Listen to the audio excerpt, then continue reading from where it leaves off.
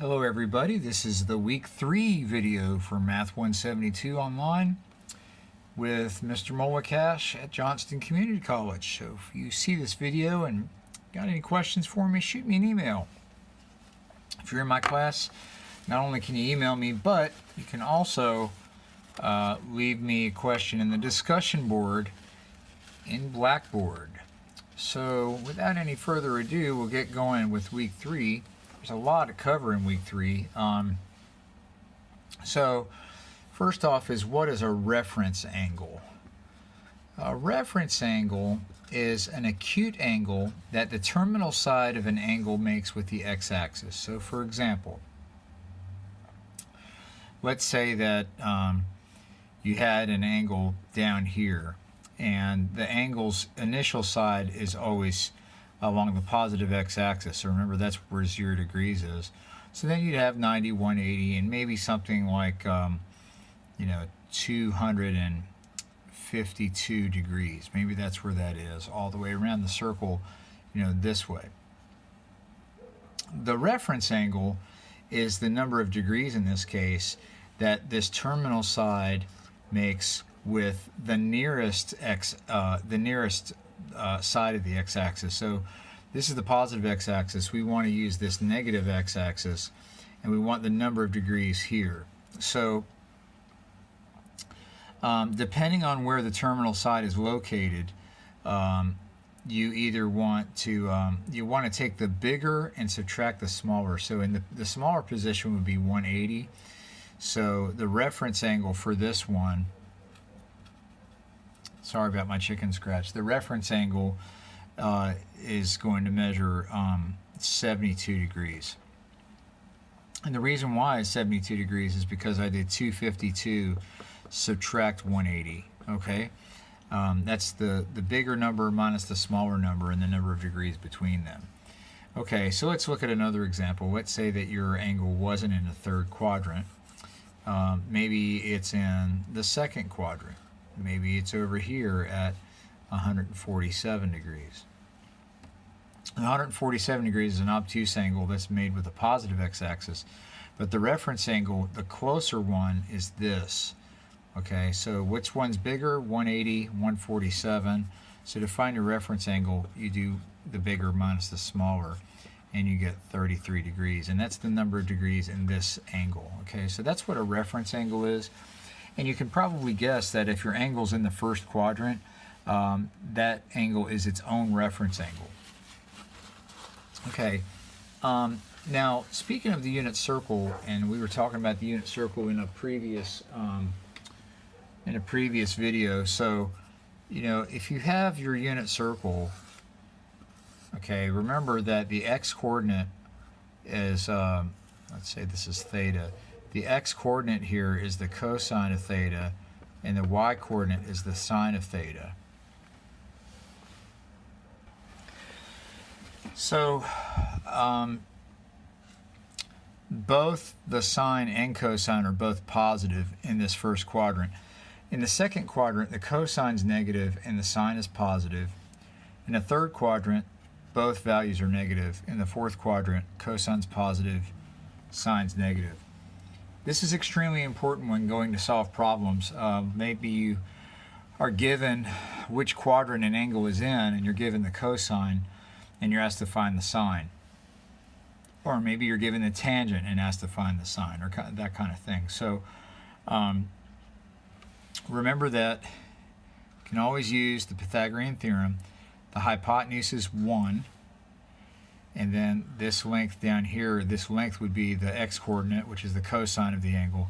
And then this y-coordinate is the sine of the angle. So if you know one of these, you can find the other one out by using the Pythagorean theorem. So that goes like this. A squared plus b squared equals c squared. And 1 times 1 is itself, right? Also, an interesting thing is that this cosine squared of theta, that means take the cosine of the angle and square it. And for some reason, it's easier to write it like that than with big brackets, that kind of thing. So that's just notation you'll have to get used to, okay? All right. So let's quickly do an example like that. Okay, let's just say that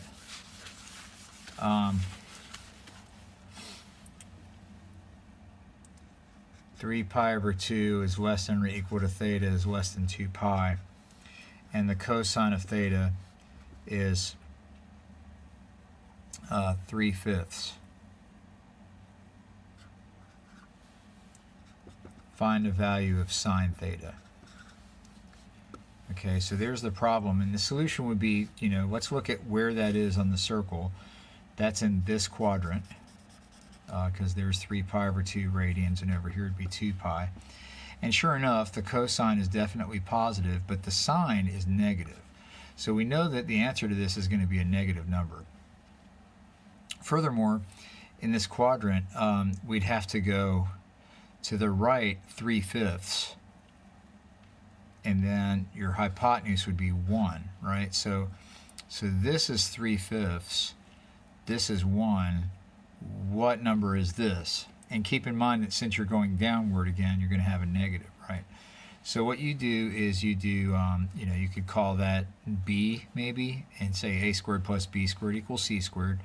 So 3/5 squared plus b squared equals 1 squared, and of course 1 squared is 1. So let's just do some math here. 9/25 plus b squared equals 1. 1 is 25/25. So we want to subtract this from both sides. And 25 subtract off the 9 would be 16/25. And then you square root both sides and you get b is plus or minus 4/5. But the one that we want to choose, the signs are positive in quadrants 1 and 2. Since we're in quadrant 4 here, we want to choose the negative one. Okay? So the answer to our question is negative 4/5. All right. Okay, moving on. Some other stuff that you'll have to deal with in week 3 has to do with the graphs of sine and cosine and these things called amplitude and period and phase shift and all those kinds of things. So the lab activity in this week will kind of help you navigate through those issues with the Desmos graphing calculator. But just kind of bear with me for a moment. Let me show you what a couple of these graphs look like. And if you've been through ALEKS or you're going through the textbook, this should be kind of a review for you. But the sine graph looks like this. And let's do this in radians. So let's say that this is 2 pi radians. So all the way around the circle, you have 4 quadrants, right? The first quadrant ends here at pi over 2. The second quadrant ends at pi. Then the third quadrant is 3 pi over 2. And the fourth quadrant ends at 2 pi. And then the cycle of the sine of angles keeps repeating over and over again. And it repeats in both directions. So this length along the x-axis, that causes this is the longest part of the graph that we can take before values start repeating again. This is called the period. Okay, and the standard period for graphs that are sine and cosine is 2 pi. Okay, the middle of the middle y value is at 0, the top y value is at 1, and the bottom y value is at negative 1. And that's of course because the sine of pi over 2 is 1. If you remember at the top of the circle, sine of 3 pi over 2 is negative 1. Okay, so the middle y value is called the average value. Sometimes it's called the midline. So right now that's 0. And keep in mind that this is just the good old sine of x. Okay. But this length right here between the middle and the top, or the middle and the bottom, is called the amplitude. And I'm going to try to fit that on my whiteboard here. Amplitude, A-M-P-L-I-T-U-D-E. So you can change the amplitude or the period. You can also change where the midline is, and you can shift this graph left and right. In ALEKS this week, you won't have to do all 4 of those things at the same time, but there could be a combination of, say, 2 of those. You might change the period and the amplitude. You might change the midline in the amplitude. You might change the midline in the period, that kind of thing. And a similar situation happens with cosine. The only difference is with cosine that it's shifted to the left a little bit. So the part of the graph that repeats kind of looks like this. The cosine of 0 is 1, and the cosine of 2 pi is 1, the cosine of pi is -1. So the graph kind of looks like this. So it's just a shift, one or the other. So I suppose I could maybe try to write that dotted part as the cosine of x. Okay, I only have one color, so I'm trying the best I can to, differentiate between the two. All right. Okay.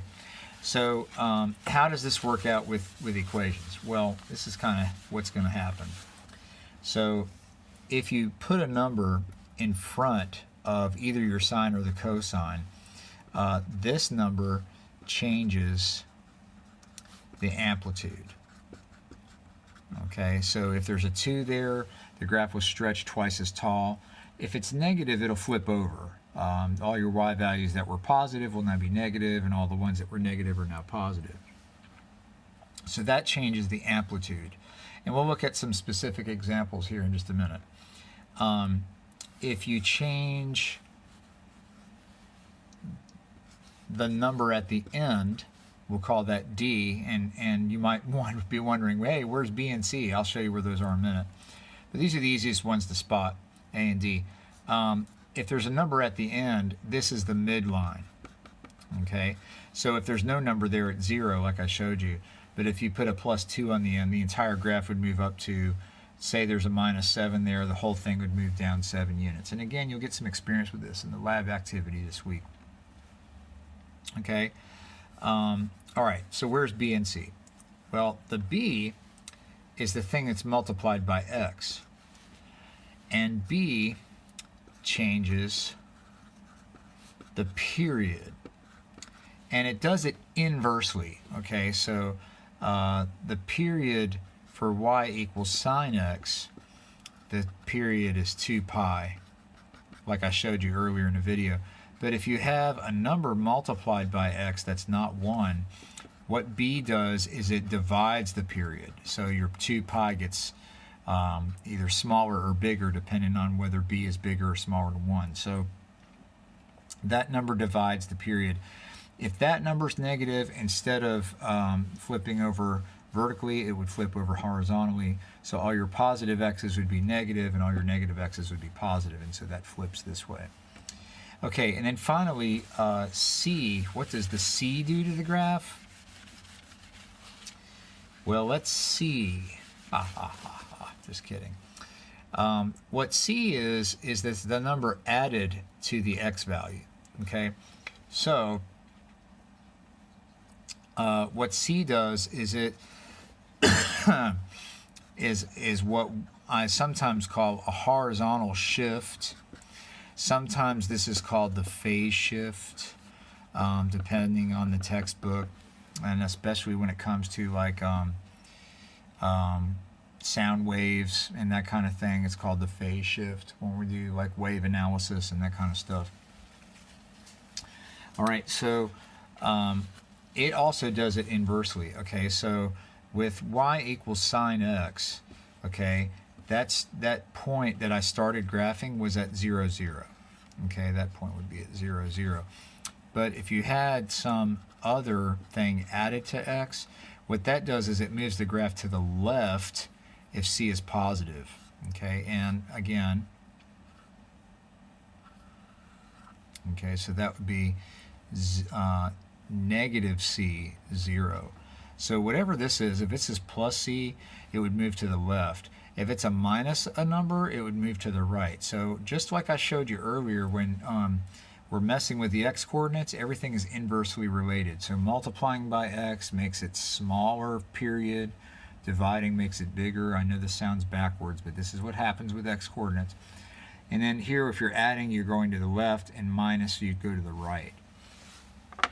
All right, so just really quickly, let me show you an example of one graph, or I'm sorry, one equation where you'd have something like this. So let's say that we have y equals 3 times the sine of x minus pi over 2. Okay, so right off I can tell you the amplitude isn't 1 anymore, it's 3. In other words, this graph has been stretched 3 times as tall. And then we also have a horizontal shift, and the horizontal shift is positive pi over 2 because this is minus. These are opposites.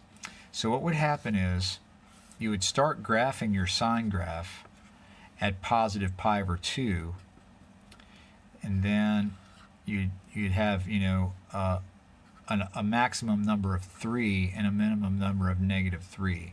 Instead of being between 1 and negative 1, it's been stretched vertically and moved to the right, not to the left, to the right, pi over 2. And so 2 pi units down the road, which may sound weird, but this would be 5 pi over 2, and the reason is because if you add 2 pi, you'd have to multiply this by 2 over 2 to get a common denominator, and then that would be pi plus 4 pi over 2, which is 5 pi over 2. So this would be the place where the graph starts repeating again and again and again and again. Okay, so this is just an example. You'll go through lots and lots and lots of examples, both in ALEKS and in your lab in Blackboard.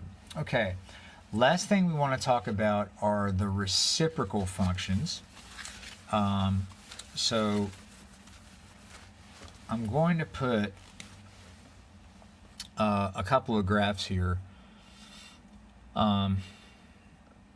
So I don't have time to talk about all the other functions. They're all listed in your book, but I'm going to specifically look at the reciprocals of sine and cosine.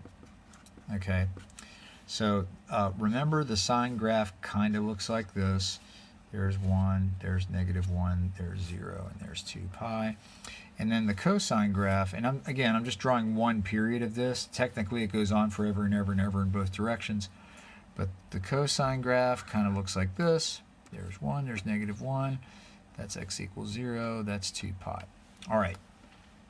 So if I put the reciprocal graph on here, okay, 1 divided, every y value, I'm going to take the reciprocal. So if the y value is 1, the reciprocal of 1 is 1. The reciprocal of negative 1 is negative 1. But if I do 0, 1 divided by 0 is undefined. So whenever the graph here has a 0, I'm going to have asymptotes. These are called asymptotes. Fancy word. Okay. And the reciprocal has a special name. It's called the cosecant, CSC.